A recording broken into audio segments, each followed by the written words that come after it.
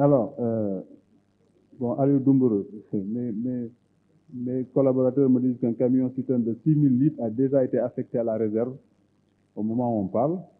Et là aussi, rassurer les honorables députés, le matériel que vous avez vu, on n'a pas fini, parce que nous attendons encore du matériel en termes de camions, citernes et autres.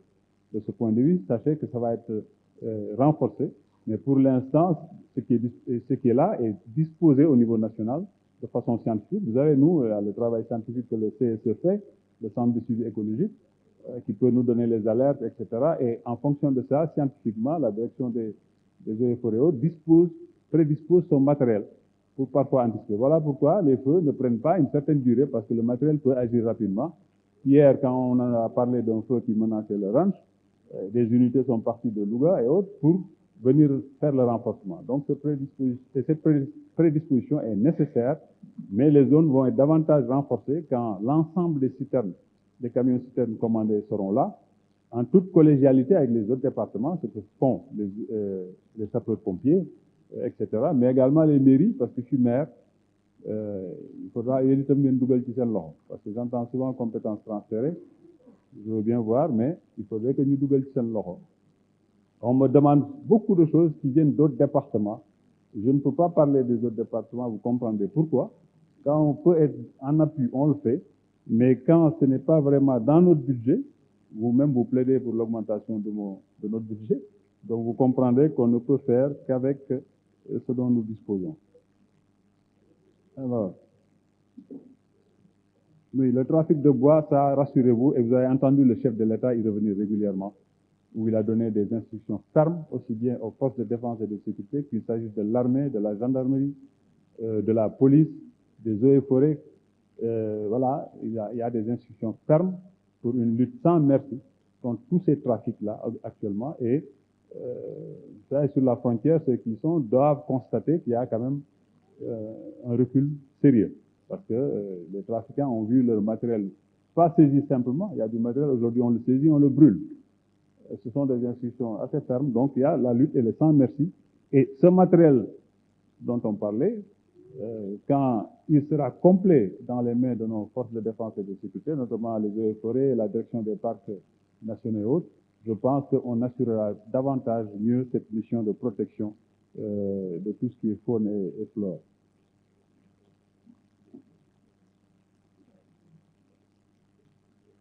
Bien, alors, pour le parc de la basse Casamance, le nécessaire sera progressivement fait. Parce que vous savez qu'on avait aussi des questions sécuritaires. Je ne veux pas me pencher là-dessus, mais je vous dis simplement que la remise à la prise en main sera faite progressivement, parce qu'il y a des actions concrètes qui sont actuellement menées, mais sur lesquelles je ne peux pas aujourd'hui me pencher. Bon, beaucoup de feux de brousse, pollution des ICS, je pense que j'y ai répondu un peu, c'est pas la peine que j'y revienne.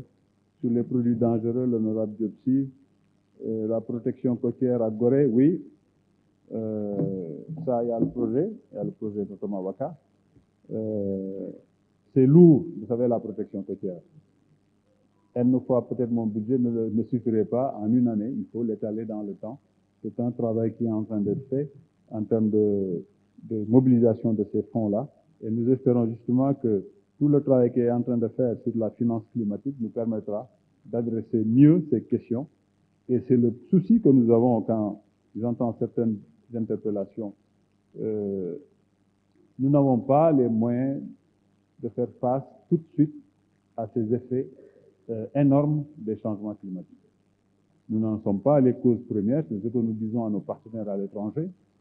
Nous n'en avons pas la finance aujourd'hui, sauf à faire ce que nous sommes en train de faire, nous, au Sénégal, ce qui n'est pas normal, parce que ça plombe encore tous nos efforts de développement, à savoir nous endetter.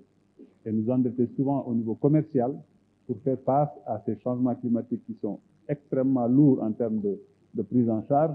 Et bon, nous pensons que si le principe pollueur-payeur était appliqué au niveau mondial, forcément, nous devions pouvoir trouver les moyens de faire face à cela convenant. Mais ça, c'est une bataille. Nous faisons confiance à nos techniciens, à nos politiques, et surtout au président de la République, qui aujourd'hui est le plus grand environnementaliste. qu'on puisse avoir. Il suffit de le suivre aujourd'hui dans ses sorties et dans ses échanges avec les grands de ce monde. Le ministre de l'Environnement ne ferait pas le figure quasiment, tout technicien de l'environnement. Donc de ce point de vue, c'est des questions prises en charge au plus haut point, au plus haut niveau, et nous espérons que nos partenaires comprendront que oui, c'est vrai, nous vivons, nous, au moment où je parle, les changements climatiques, doit aller bon, doit aller. Quand on me parle de Bargny, oui, doit aller.